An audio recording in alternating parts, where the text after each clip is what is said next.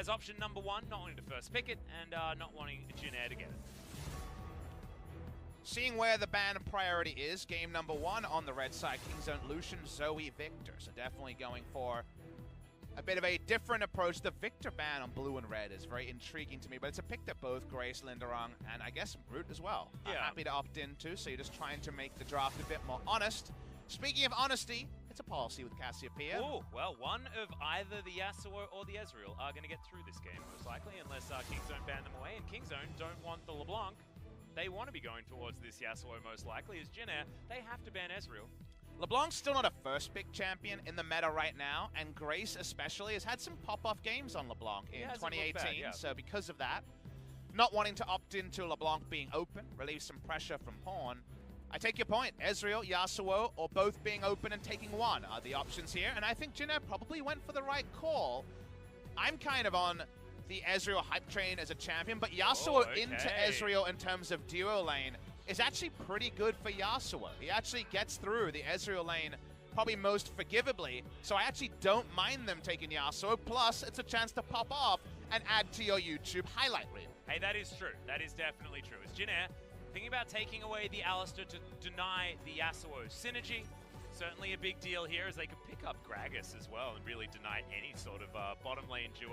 But then you really don't have anything, and the enemy locks in Ezreal, Urgot, and then you lost. Yeah, that's true. That's how it goes, Atlas. I think you have to pick up Ezreal here, right? Or Urgot. One of the two. Right. You desperately need one of the two. I actually think the Alistar's a bit junky because you can just take Gragas if you're Kingzone. Yeah, I feel like you just pick Ezreal Gragas here and you're having the best time ever. Or you take Gragas. It might be Yasuo bot lane, remember? Yeah, true. But I mean, you can play Ezreal mid lane. I mean, Born's done that before. So, let's see what Kingzone decide.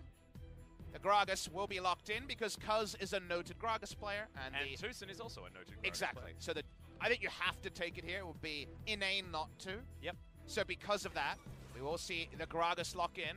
Now you can go a lot of different ways. Deft can have a happy time on Ezreal. Deft can be giving us some Yasuo. The Rise is something I think we'll see in the future, but not right now. The Sylas was banned, you'll remember, in game number 1. All right, Galio. Huh. That's an interesting one. Not entirely sure where that's going to be going, but it might put Cuz into the jungle on the Gragas. That does make you think jungle Gragas mid lane Yasuo. Yeah. And a Galio support. Jin Air, look at the enemy team, which is clearly looking at teamfight Wombo, and they want to look for a scaling threat. And you know what? Later enough in the game, Vladimir can do a big argument, so I actually don't mind Vladimir in this spot because the enemy team has already kind of telegraphed that they're about fighting and not sieging. So going for Vladimir, the ultimate answer to most scaling teamfights, is probably decent.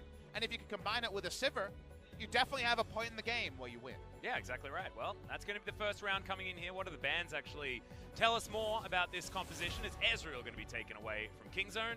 Obviously not too worried about that because they can just flex the Yasuo towards the bottom side of the map.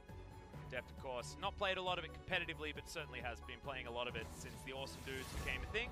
Lissandra going to be banned away from Grace, so just going to hit him in the comfort feels.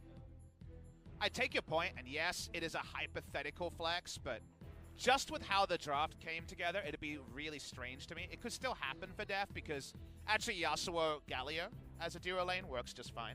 Yeah. Galio can, from level 1, of course, get you that knock up, and you do skill Justice Punch level 1 wow, Vayne. In the duo lane. A Vayne ban suggests a lot of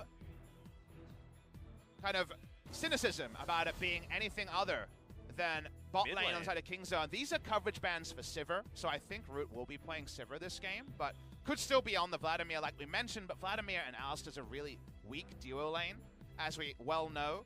So I think Vayne ban really only makes sense if you are fancying the Sivir.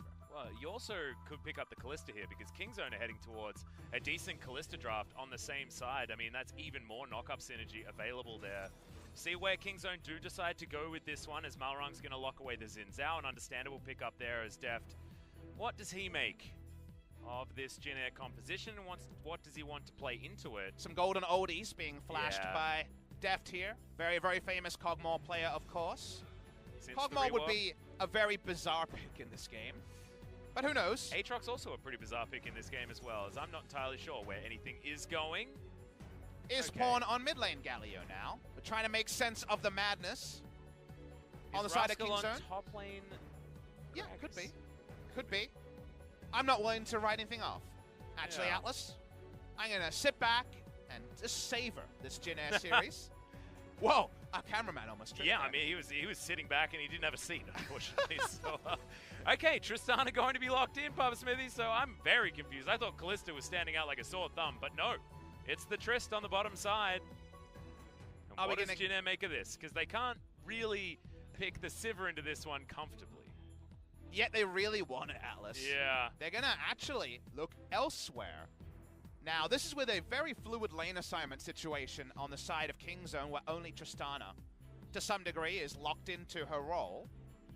We'll wait and see if it will be the Fiora, and Linderang says, give me the Fiora, or will the Fiora just be hunting Galio? I don't think that's going to work, because I think Galio could still very much be support, and we're just very confused. I think Galio does have to be support, as we got to work out where the top side of the map is going, because we got a couple of junglers, we've got 3 potential solo laners, and we've got flexibility absolutely everywhere. Jin Air, a lot more standard here, but it looks like Pawn is going to be trying to chase after the Urgot and head towards the mid lane. Wait and see. At 20 seconds, we get that confirmation. Aatrox will be the old matchup, but I think Urgot wins that matchup more than ever. Yeah. And I think Yasuo should be in the short lane. He should be in mid, so I imagine Yasuo mid. Pawn also has a very good career win rate on Yasuo, but did lose on it in recent memory. I believe that was the Casper Cup, but it could have been LCK Spring as well. End result is a lot of knock-up synergy for good old Yasuo. Absolutely. So many different options here, and a lot of teamfight prowess available to be demonstrated here by this Kingzone roster, but whenever there's a Fiora, the teamfight becomes less of a thing that you focus on, and the split push does certainly rear its ugly head. So can Kingzone actually stand up to Linderang's power in the split push in the late game, or will we just not get to a late game? I will ask you a question to answer your question. All right. I believe... how many knockups do you see as synergy for the last breath here? If you include Yasuo as one, I counted 8, so... Yeah. We'll see if that's a lot. Everyone has multiple buttons. We've had that before. We look over the side of Jin Air, and look, they do have Vladimir for a bit of late game, that's for certain, but they was so well held in the laning phase, and I think Tristana, she gets the same start. She can also opt into an Executioner's Calling and really make life hell. Yes, I think that Tristana's even more happy about that one. So certainly the laning phase is going to be another rough one here, but can Malrung actually utilize his famous Xin Zhao, get down there, get things going on early, because with an Alistar after level 2, that setup is certainly good. Let's find out.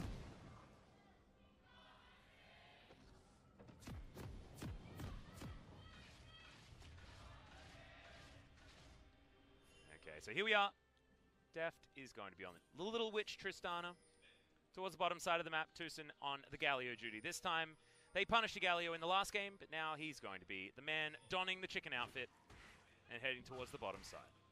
And the Jin Air draft is pretty bizarre, and that's off the back of a pretty bizarre draft from Kingzone when it comes to flex picks, but the reason why the Jin Air one to me falls apart a little bit is the theory behind this draft is that they anticipated Aatrox top. They have Fiora into Aatrox. It's a really good matchup for Fiora, even before the nerfs to Aatrox. We had this matchup, and we're like, oh, Fiora, of course, does have the riposte and can do some great things over time.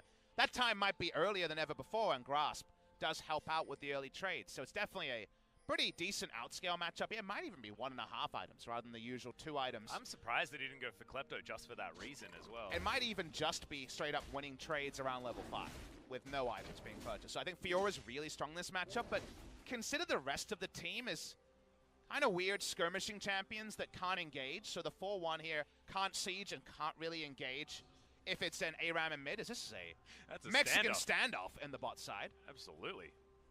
But the chicken man gives up first. Yeah, full information given over to Jin Air, so they're not going to do any funny business. Usually your 4 in a 4-1 should be able to wave clear or engage hard, and they don't really do either. They can 2v2 quite well, but 4v4, it's actually pretty poor on the side of Jin Air, so I'm not really seeing the synergy apart from in Linderang we trust to work this game super early.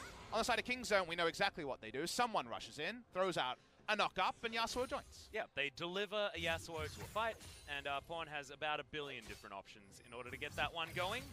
A ranged Dragon Rage kick coming through from the Tristana as well is going to be a pretty nice one for him to be able to jump on top of, and already Deft is having a great time on the bottom side of the map. Pawn has always been a noted Yasuo player. Yasuo, is his style Jace, as well. Talon, these are all picks that were pretty big for pawn in the mid lane.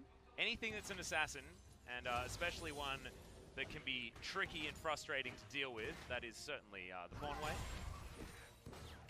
Deft walks up, and he was the big difference in game number 1, just the way they navigated bot lane. It was kind of the preseason analysis of Deft Tucson coming to life in a game where they just basically slammed Jin Air as a duo and everything else around them was fine. Watching the junglers here, will Malrang get in the thick of it 3 minutes in? Yeah, well, Tucson's already here to try and help pawn out, but it looks like he's just going to shove the way forward, go buy an item or two, and head his way back through.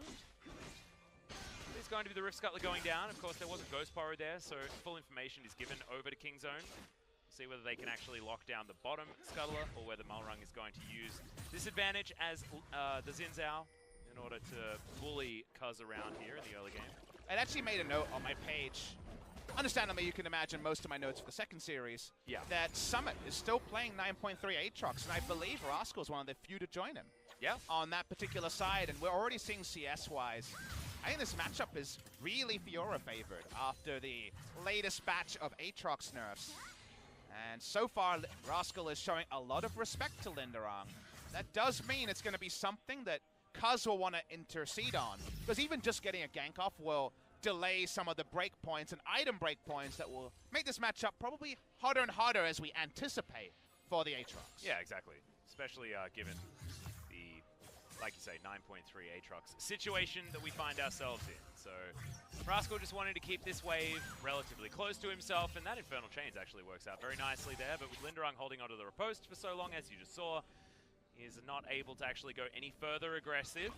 As Cuz takes a drink, but doesn't step out of the brush. Malrang there was very smart. I imagine he got a short call about the enemy jungler being around, but does not walk into the death brush that caused Nova his early mortality in game number 1. And Deft is like playing this bottom lane 1v2 almost entirely here and has an advantage close to 20 CS here at 5 minutes into the game. Not too bad at all, something that we expect from the Kingzone bottom lane, but again, a very impressive performance. And I, again, really appreciate how much on the front foot Kingzone have been against Jin Air. We've seen teams higher on the standings than a Kingzone DragonX kind of have inaction against Jin Air and then need a comeback moment to get back into the game. So I'm appreciating the aggression they're playing with because it's adding pressure onto a squad that already, of course, is going to be full of pressure and anxiety of being 0-9 at the end of today. And as far as confidence players are concerned, I mean, you've got a team with Deft and Pawn on it, you're going to have a decent time if they're in the right mindset, right? So these are players that play with momentum very, very well. It's often the other situations that can be a problem. We've seen already mentality be an issue for Kingzone. But when you're in a situation like this, when you've just come off such a blowout victory in game number 1, this is where spirits are high, and this is where Kingzone is generally designed to flourish based on the players that are on this squad. I think if you're Rascal, you look at the other lanes and say, look, I'm losing out on CS early to a Fiora. Doesn't matter what the scaling situation is. Farm it out, get my items, bail out, and fight. You know, the team fight is where this game will be won for Kingzone. It won't be won in the 1, it'll be won in the 5. So because of that, just not dying in this lane and getting CS, and at this point, at least making Linderong have something to think about, is probably fine from Rascal's perspective. Oh, right now he's shoving really far forward, not able to get the sweet spot on that last Q, but Malrang shouldn't be able to get in here as Infernal Chain starting to hurt. How many points has he got in? I would assume 1. Yeah, I would assume 1 too, but it looked a little bit like it did more damage than it should have. Very strange. Never mind. Grace, here in the mid lane, we've got a pickaxe coming through for Deft as he's gone back to his Executioner's Calling. Very understandable stuff. First item, Infinity Edge, feels brilliant on Tristana. The old one certainly always did, and thankfully we've reverted it. Already has an attack speed steroid in the queue, so can get those lucky RNG crits and straight up win trades that will be impossible for Tristana with different item balance. So, like you say, very happy to have the return of the old new IE. We got a lot of old news. LeBlanc is another one. Yeah. And Essence Reaver is another one. Not going to be building that this time, but we did see a demonstration of it. Another Deft favorite coming in there. I feel like Deft got directly buffed on 9.3. And Kingzone DragonX is a squad, given that a lot of their construction, especially going forward, and I know I anticipate the game to be a lot more tank jungle, less threat top laners, tanks everywhere, and a hyper carry. You know, Cuz can go on Zac, Deft can build a crit item, and in Deft we trust might actually get Kingzone wins against teams that on the 9.1 meta they would have found significantly more difficult.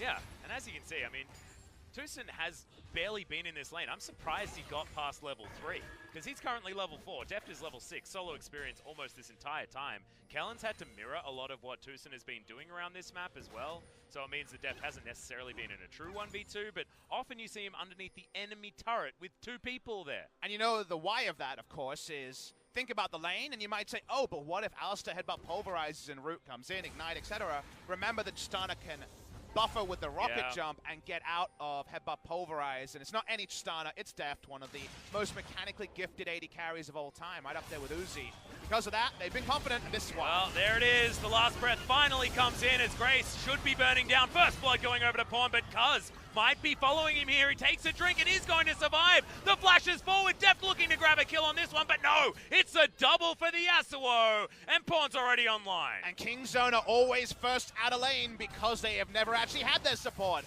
in the bot lane. The trust in Deft now pays off with 2 kills and an Infernal going the way of Kingzone. Yeah, absolutely gut-wrenching stuff here for Jin Air Greenwings fans, but Kingzone once again on the front foot in the early game and looking really, really strong for it as well. It's the only time that we've actually seen things go well for Jin Air this time around. They're against Kingzone, and Kingzone's all about moving forward. And it's just so rude that the 1v2 bot lane, which allows the support to roam with the jungler and get a lot of deep vision, pays off with double Infernal spawns to start the game as well. Insult upon injury. A lot of insults, a lot of injury, unfortunately, for Jin Air Greenwings from the community. And a turret plate, 2 turret plates, in fact, also to the benefit of Kingzone. Yeah. I mean, I feel like the insult definitely is going to be from the community, but the injury is coming from Kingzone right now onto Jin Air. That's a buster shot on the bottom side of the map. That's Deft just saying, get out of my lane. I want all of your turret plates. And I don't know whether Root is even going to be able to stay here. He's not. And that means Deft should be able to get himself another one. Teleport does come down, but let's check out this replay. This is all about priority. Once again, Betty's video on lane priority paying off in a big way. That is just a Gallia roaming up. No Hero's Entrance, of course, only level 5 from missing out on experience. Hoping to catch Cuz with the ultimate, but doesn't arm because of the death onto the Urgot. They chase for a further kill. Too easy for Kingzone. Their priority allows them to get there first and really keep the pain onto Jin Air Greenwings. You can see Akon very happy there in the coach's booth. Whether his former Samsung compatriot in Pawn and Deft, of course playing for the same team, Acorn and Deft back in the day, Samsung Blue 2014. Pawn in the sister team of the Samsung White, championship squad there of that year. So certainly no strangers to one another. It's good to have Acorn back in Korea as well. I remember him going over and showing us his world famous Hecarim in China. After that year, is we're going to come and check back in, and this is Deft without an ultimate, but he does have a hell of a lot of turret plates, and he's very close to just buying an Infinity Edge. Kind of bailed out on the Rift Herald there. We were watching that for a bit of it. Yeah. Looks like it won't be claimed. I guess that's why the observers made the move. Trades probably don't get better for a lot of this game for Root, given that Tristana, ever since she gets a couple of points in her E, it becomes very hard to be out-traded on in an extended laning trade. Team fights much more whether Vladimir will shine. I'm pretty sure explosive charge still hits if you're in pool as well if it's on top of your head. Not entirely sure how that one works. You might be able to dodge it. I want to say that's wrong. The only thing that should apply is the dots, like for example, the it's like Fiddlesticks W does continue through it. Soul Shackles as well as another option there. But Tethers, I believe. Yeah, Tethers still CC you. I don't know whether they damage you though, so I think you might be right there. So not going to be able to take the damage there from the explosive charge, but still not exactly the greatest matchup here for the Vladimir. You want to save pool generally for the explosive charge, the buster shot, because otherwise your flank is not a flank anymore. That's you just taking a very, very fast journey out of the fight. Well, Cuz is here for a different type of fast journey on the side of Jin Air. This trade damage is a control ward being matched on both sides, so very hard to come in unawares. The Rift Herald would kill the turret with a single charge. That's why I imagine Gragas went bot lane first, but why not get some more gold for the Yasuo? Yeah, I feel like turret plates is certainly where you want to be putting this one, as Cuz can head towards the mid lane, set up a kill onto Grace potentially as well. And then follow it up with good old Shelly. Looks like the bottom side of the jungle, though, is where Kingzone are going to be focused, denying Malrung as much as possible. Certainly a key to victory here against Jin Air. There are a lot of them, but that is certainly one of them to note. So right now, I mean, Pawn's having the best time on the Yasuo right here this game. 2-0, he's got his Zeal completed. 320 gold. I imagine Cuz might give solo gold to Pawn here. Wait and see if he changes his mind. Oh, Grace? He doesn't. Yeah, Grace actually gets ulted. No, he does get ulted, sorry. He was in mid-disdain while Cuz hit him with a barrel, so it looked like he journeyed onto the screen via a barrel instead of via his own volition. Will Jin Air get a turret plate in this series? The answer is looking like no. Yes, it's looking like a very, very severe no. Top side of the map might be where they have an option, but at the moment, Kingzone are going to take this bottom out of turret and might even be out. No, they're not going to be able to. 30 seconds until those turret plates go down, so Deft isn't going to be able to move topside and get any up there, but man, this game is certainly accelerating well and truly out of any Jin Air control.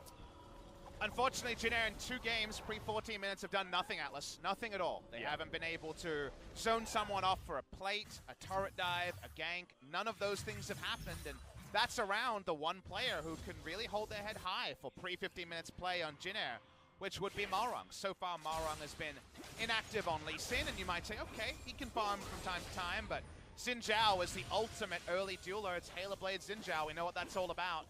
In this game, he's just been a passenger. Unfortunately, I feel like Jin Air just haven't put a lot into coming up with early game plans. And 5th week of the season, it is feeling eerily like the 9th week of the season for Jin Air. Yeah, precisely. And I feel like this series has been Linderung that's had anything positive to note. I mean, at the moment, he's 4 CS in the lead, which is the only advantage I think that Jin Air have had in any lane or in the jungle for this entire series so far.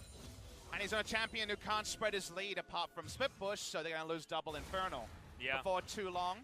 It's already Double Infernal, just finished as we speak. Yeah, it goes down. As we're having that discussion, and look at this, Deft is just happily doing as much damage as possible. That Infinity Edge has been built up, so those big old crits are certainly threatening here onto the duo lane of Jin Air. Malrung hanging around, but at the moment, I feel like that's just donating another kill over to Deft, potentially, rather than actually setting yourself up for a gank. Unless you send more, they are going to do that. Linderung moving on down, but like you say, he's a split foot push threat, not a flanking threat. It's not often this early in the season that one team seems so off the pace like Jin Air. We had, for example, Kongdu Monster go 2-2 to open and then lose their last 14 games of the season, so that has happened. I believe that is the longest losing streak we've had in the LCK, is 14. Yep. But, you know, that started with the hope. Unfortunately for Jin Air, they had the hardest possible week 1, SKT Griffin, especially before we knew about Sandbox's candidacy. Yeah. And from there, things have just continued in that way, and you do wonder what the right approach is for Coach H-Dragon and the coaching staff of Jin Air. Do you say play on comfort? Do you go for easy to execute comps? What do you go for? It's kind of, there's merit on all ideas, but there's nothing that really leaps off the page. And unfortunately now, week 5, you get a performance like this where the silver lining, which has been there every time Jin Air has played a series. There's always been at least one game where there was a clear silver lining. Right now, there's no silver lining. Yeah, that's where you really get scared, because there's nothing to build on after this particular series. And when the cloud and when the storm is looking worse and worse from series to series, that's when you feel like there's a huge problem. His root was almost an ultimate away from dead there from Deft, but of course Sanguine Pool means that Deft doesn't overcommit. That will mean that the turret does fall down, though. No options here for Jin Air at all. We're looking for proactivity. We're gonna, you know how we have a sliding scale of trying to get a game off Griffin, make Griffin bleed. I think for Jin Air, it's make a proactive move, because they are watching this game be lost in front of them as the game plays out. Yeah. Right now, Malrung has to contend with his control ward, as Rascal's fighting Linderung bottom side. This could have been the potential silver lining, but Linderung's unable to find anything underneath the turret. Not quite at that level just yet. We'll see what his build is going to be. Often it's Trudy Force up next, but after that, there's certainly a lot of different options now on 9.3 for item builds. I don't mind the lane assignment here. It's a bit of a different one than you might expect, but Fiora is going to work at the bot lane turret. It'll take a while to take it down, of course, because Rascal can at least do relevant trade damage, but trading farm for the Vladimir next to the Tristana in mid is actually a good news story. for Jinner. That's someone who is a scaling win condition that, you know, we're not putting too much faith in getting there, but that lane assignment of Tristana top and farm is good. Here is Tristana on screen. Yeah, the flash is going to come in there, but Deft follows immediately afterwards. Of course, Riposte is on cooldown. It had been used just off screen before, and Deft comes in, gets the solo kill. Of course, there is an assist, but Rascal did nothing. Yeah, Linderung got roam ganked by a Tristana. That happened. That was the thing that happened. Long lane there. The lane assignment started good, but you need to update lane assignments when you see a roam from the enemy Tristana. Tristana comes to mid, goes back to trading farm with Vladimir, but how about with 300-400 gold in the pocket while she does? Yeah, it's looking real scary, Pop Smithy. I just don't know what the options are here, really. The option here is that you move that control vision further up to allow Fiora to just have a fun time against the enemy Aatrox. Obviously, when Tristana darts in, you're already boned, right? There's nothing you can do, but it's the earlier genesis of the problem we need to inspect. Yeah. Just don't beat it, in other words, unless you've got some vision down there towards the bottom side, and you can see not a lot of vision available for Jinner down there, just that one control ward that Linderung had put down in the tri-brush, but when the rest of the map does not belong to you, it's just not good enough vision available. If this was any other sort of game, like, there's an opportunity for Jinner to make that play with the vision that they had, but without the outer turret bottom lane, without the outer turret mid lane, it's just a bit of a disaster. And once again, it's an example of a series that has gone completely by the wayside extraordinarily quickly. 19 minutes in, double Infernal, 5,000 to 6,000 gold is the lead here for Kingzone. And Pawn's even built a Bilgewater Cutlass because he can't be bothered finishing a non-damage item, well, I mean, a minimal damage item in the Sterix gauge. Besides, he wants some sort of lifesteal. Reminds me of a 2014 Dade choice where he went and played the Rowan King Yasuo sometimes. Yeah. In the past, once again, waiting for proactivity from Jinner. Bond's waiting for a knockup. Not going to find it just yet. Cuz has the go button available, but isn't going to throw it out there, and they're just fighting over vision. It doesn't feel like much of a fight. It's Kingzone saying, get out of my area, and Jinner saying, how far should I go? And that's the thing is, you know when people say nice trade when someone does 600 damage, the other person does 0. It doesn't really feel like they're trading much at all. They're just taking damage. Speaking of taking... There's the last breath. That is a very dead Urgot, as I think that the cow is going to follow him here. Pawn close to the distance, and Kuz is going to pick up that kill very, very easily. And it's all just elementary here for Kingzone. Bottom side of the map, we're continuing to fight as Rascal doesn't have a lot of options as far as healing is concerned, but when he's underneath the turret that hasn't taken any damage, he's not worried about this Fiora. Ah, that's Baron. Yeah, Kingzone turning on to Baron. There's nothing that Jinner can do apart from a flash smite steal, but they need to actually get in there. Malrung is not being gate-kept for now, but a lot of people can turn off this Baron. It is theoretically a 50-50 at the moment, and it's going to be Deft with the Buster Shot that has the opportunity to lock this one down as Tucson flashes on forward. Justice punches there. Vladimir just dies, but no, not able to lock down this Baron as Deft does have the draw a bead and can start shooting down on this Xin Zhao. He goes down, and the Baron is in the hands of Kingzone now. A speck of blood is root in the Death Chamber, and Atlas close to a perfect game in game number 1. We're on perfect game pace in game number 2. Not sure you should open up the betting markets for that one, seeming like it is very likely. Gonna watch the replay here.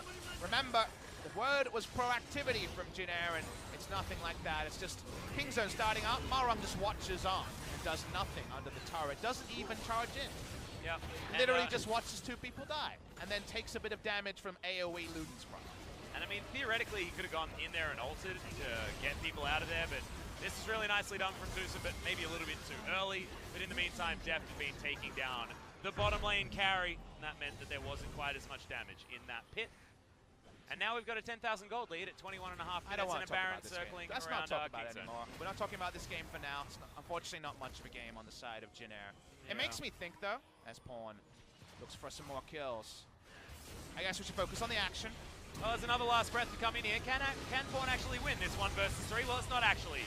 A 1 versus 3, Linderung teleports in, and now Tucson might be in trouble. The Grand Challenge is down, and they will be able to get 2 kills. No perfect game coming in here.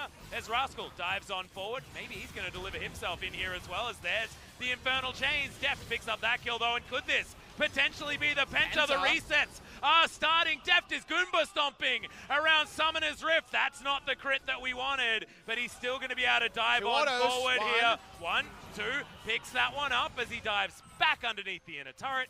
And that's not going to be the triple kill, so we got excited. A 2+1 special. Anyone in Korea knows about that. Every grocery store about the 2+1. 3 kills go the way of Deft. He is monstrously strong. 1,000 gold bounty. They're going to push through mid lane here. And Kingzone want to break the base on this Baron.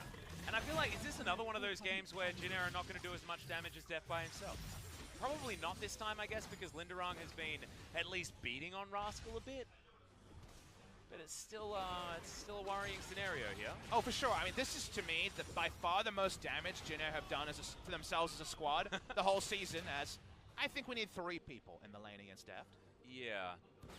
It's not like Pawn randomly diving into 3 people. This is Deft holding on to a rocket jump and shooting everyone that walks towards it. And we'll just take down the turret by himself. Okay. Deft is just so happy to walk up. Boy. Let me just introduce the fact that TuSin doesn't have ult and is a screen away from Deft and probably doesn't need to be there. Deft's real safe. Yeah, he is. And he gets delivered a puppy that TuSin prepared for him. It's just beautiful. Their relationship is gorgeous. As Deft's going to take down this inhibitor. Not a lot 4 members of Jin Air can do to stop him. As TuSin finally does turn up, he wonders why he's actually here, because his AD carry is so incredibly strong. And on the bottom side of the map, you got 2 members pushing on up, the Gragas and Yasuo Best Friends Club. And Jin Air, even with 4 people in the mid lane, can't punish it. They know where everyone is. They know this is 2 versus 4, and they can't close the distance onto Deft. Seems like it's only going to hesitate their demise, make their demise faster. No Yasuo ult there. Probably could have gone for its 13,000 gold lead. Yeah, well, you may as well just take down the turret here. I mean, no reason to go overly aggressive, especially after Pawn was punished for it earlier on the top side. Deft is there, though, to follow up with the damage, and that's a knockup that Pawn could have gone in on once again. Not going to. Jin Air just watch as everything falls apart. Jin Air would be the worst dance partner. Oh, they don't make any moves, Atlas, none at all. Nope. This is unless really... you like leading, you know? Yeah, but this is some lifeless stuff right here from Jin Air, unfortunately. It's really hard to cast because usually you need a 2 and throw. It's only 2, speaking of 2. Yep, there's the throw. Papa Smithy, that's a double kill coming in for the Gragas. Could we get the pentakill for Jungle Gragas? That's what I want. It's not going to happen, as it's going to be Deft picking up the last few. Linderung running away. Malrung goes golden. Deft just wants someone to shoot. Cuz is going to pick up the triple. The 1,000 gold goes over to Linderung, but that's just not going to be enough to get them any sort of semblance of a victory. Kingzone will close this one out at 25 minutes. It is a shellacking, and it is Kingzone picking up the 2-0, understandably, over Jin Air Greenwings. You can only beat the team put in front of you, but that was a putrid display from Jin Air Greenwings. Excellent use of putrid, Papa Smithy. It sounds like insult upon injury, but they've had 8 losses in a row where there was something to smile about, and now they have a 9th loss in a row where there's nothing to speak about. And the point I wanted to get before we had a bit of action at the end is, you know, I put out that vlog and talked about how I had a chance to be a coach. Origin approached me to be the head coach for this year. Yep. And I was sitting there imagining what it would be like to be the coach of Jin Air after this series, because obviously you're going to be mad because your team really had no proactive moves at all over the course of 2 games. But if I was the head coach, we don't VOD review this series. There's no point to. They didn't play any League of Legends to VOD review. I take these players and I put them on some team building because they are lacking a lot of team skills in this game. Malrung watching on as 2 people dive. No synergy between lanes and the jungler, who has had great moments in the past. The cascading problems here were very fundamental level that just cascaded further and further, and at the end you just watch it and say, you didn't even show up today. No, they weren't here, and I think this is the perfect representation of what Mental Boom looks like. This is just absolutely no will to actually fight forward, and everyone's felt it. If you've played League of Legends before, you've had that moment where you've lost so many games, you've forgotten what it's like to actually win. And what you do is you try and program yourself to not lose rather than to actually win the game. And Jin Air just haven't been winning at all, and they've forgotten how winning actually feels and how to actually start winning a game. Like, I think a lot of it has to do with mentality, because we know a lot of these players do have the ability to actually win games of League of Legends. They certainly can. But together, they just can't make it work on the stage. It's so hard to communicate how I'm feeling right now, because it's just such abject inaction. Like, nothing could be talked about. It's very difficult to cast a game like that, where there's really nothing intelligible to say about Jin Air's performance today apart from the next day needs to be wholesale change and even just a proactive gank in the first 15 minutes of the next series, and already you're like, this is already better than what we saw today. I'm not looking to dogpile on anyone. I think there are good players in this org. It's one of my favorite orgs to cast because Jin Air has all the memes and is so much fun, but there's just so little to show from this series, and it's just a really big disappointment. And you wouldn't have thought that a disappointing performance from Jin Air would be something we could honestly discuss, because they were 0-8 before we started, and yet this was very disappointing. Yeah, this was even worse than anything else that they've done. It's, you know, it's generally in this position, what you do is you then talk about how good the other team are, but I mean, as far as up and down performances are concerned, Kingzone is certainly our representation of inconsistency at the moment. I feel like we had KT in the past, and now Kingzone's representing that one for us here.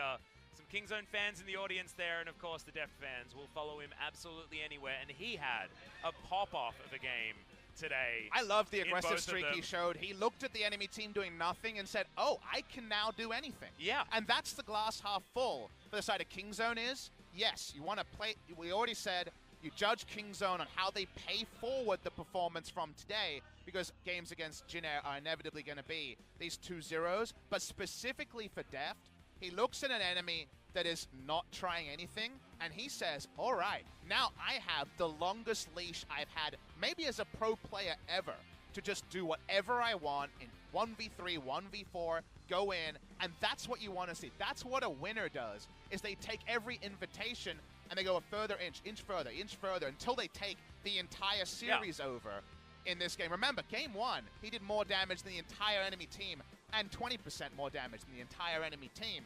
It might be a similar story here. It's hard to say. There was some damage done and there was some kills at the end. But I come away from this series thinking I might have seen the worst performance by a team that I've ever cast. I think so too. And I've cast a lot of games of League of Legends Atlas, and I cast Sonic Boom in a 1-17 season. You cast back in Monster OC, my three friend. times, baby, as they just fell through the LCK. But at least there were games where they tried things. Jin Air tried nothing, they exit with nothing, maybe even worse than that.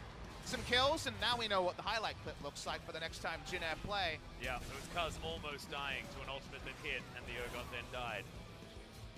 That's an almost situation there for Jin Air, but as you can see, this is a Tristana ganking your Fiora, and when that happens, when that's a sentence that you can accurately say, that's when you know it's all over.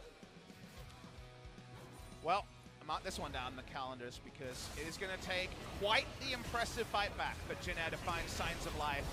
I thought you were going to say it's going to take quite the impressive game for someone to be worse than this. I just hope people at home can understand that we're not looking to dunk on a team when they're out of form.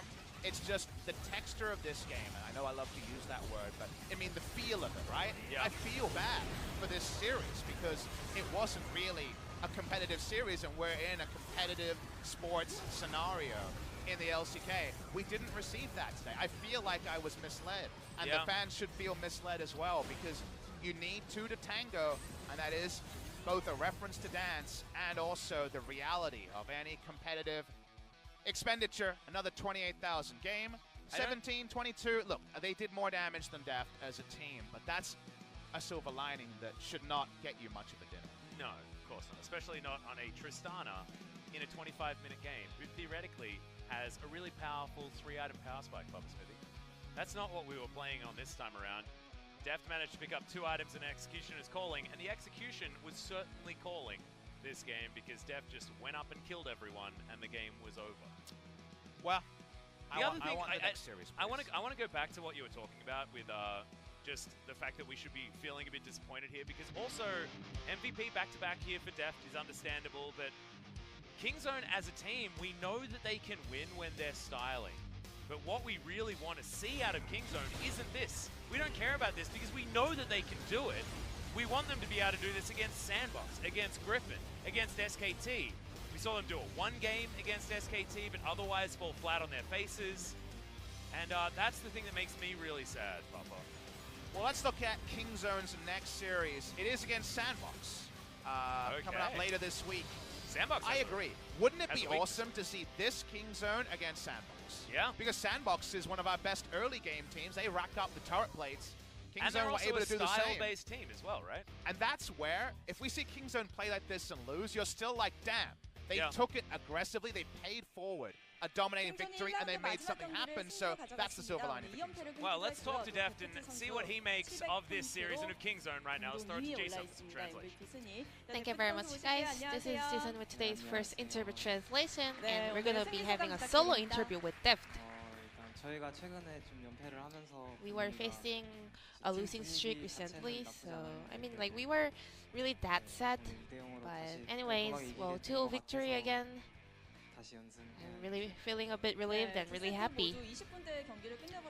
Both games were really short, about like 20 minutes long. I think the draft and our plays were going as we did in the practice games, so I think we will do even better in the upcoming series. Game 1, you played Zaya. It's not a mainstream. Why were you playing Zaya in Game 1? Well, I knew that Junior will go with AD carry Vladimir, so any marksman, I'm really confident with playing marksman against Vladimir, so I wasn't worried too much. Do you prefer Zaya? Yeah. I mean, I like all the AD carry champions. Game 1, all the lanes were winning and there were a lot of proactive plays, so who was in the lead in making calls? Mostly junglers and supports, according to his jungling path and our situation all over the lane, so yeah. We had a draft that we all feel comfortable with, so it was a bit easy today. Then let's check out this clip here. This is the first blood of the first game. Whose decision was that? Well, Tuzin, because we burned all of their flashes over here, so. And I think he was a bit lucky landing that hook over there, so we were able to pick that kill over there. In Game 1 was almost a perfect game except that one kill on Cuz, and one death on Cuz. Well, I was confident because, I outscaled Vladimir, so if I just don't die, I knew that we were gonna win. Game 2, it was Tristana. And what are your comments about Tristana and Vladimir matchup? Just as the first set. Well, I mean, it's a really easy matchup for me, and also I had the confidence to win the laning phase, so yeah, I was quite comfortable and confident. Then, were you confident in Game 2 overall? Well, we all got champions that both are mid laner and Cuz feel confident with, Yasuo and Gragas, so we were overall just all confident. Then what came to your mind when they banned out Vayne? Well, I think, it was, I think Vayne is a fairly good champion against Vladimir, and so maybe that is why they banned out it. So this was the final match for the first round, and the first match of the second round will be against Sandbox Gaming, and I guess you want your revenge on them, right? It's not that we want to make a revenge on Sandbox. I mean, there were a lot of games that we were underperforming, so Sandbox is also one of them, so I really want that win, and we really have to go to the playoffs, so we're going to do our best in our upcoming series, no matter what. So, then in the second round, how far do you want to go in the rankings? To be really realistic, maybe 3rd or 4th place. I mean, if we win all the games. I hope that can really happen for Kingzone DragonX. And lastly, since it was the last game of this first round, is there any message for the fans out here supporting you guys? I think it's quite cold nowadays. Thank you for coming out to support us. Thank you. 네, 데프트 선수 팬분들의 건강까지 걱정해 주셨습니다. 오늘 It was a 인터뷰 very warm message from 감사드립니다. Deft, and this will be the end of the 네, interview with 데프트 Deft 선수와 from Kingdom 함께했습니다. DragonX, 친구들 and I'm gonna 연결할게요. pass it back to our casters. Thank you. Thank you very much, G-Sun, and great to hear from Deft. Of course, if you're going to have anyone have a solo interview on the side of Kingzone, I like that we get to talk to our old alpaca for a little while, and his performance on these new and improved 80 carries certainly is something that we've all been looking forward to seeing. However, we weren't looking forward to seeing the last match, and thank God it's over. Yep. About an hour break, hour 15 minutes till we have our second series. Should be a lot more competitive. It would be almost impossible for it to not be. Africa versus Sandbox could be a lot of things. Remember, Africa have added a lot of people to their roster, but they aren't actually able to play today. So interesting to see what they line up with. Is Spirit going to be playing anywhere on the Rift? Is he auto-filling? Is he not? Result means that Kingzone leapfrog Damwon Gaming, who can go ahead with any victory in it. What should be a really exciting series tomorrow against Hanwha Life. 4th and 6th and 5th are actually all going to be a bit fluid, given that Hanwha Life plays 6th place. And if Sandbox wins here, we just need Hanwha Life to win, and we get 9-8-7-6-5-4, which is very, very fun for me looking at the standings. I just like it when we get a full ladder, you know? And we get the reverse Griffin and Jinner situation confirmed.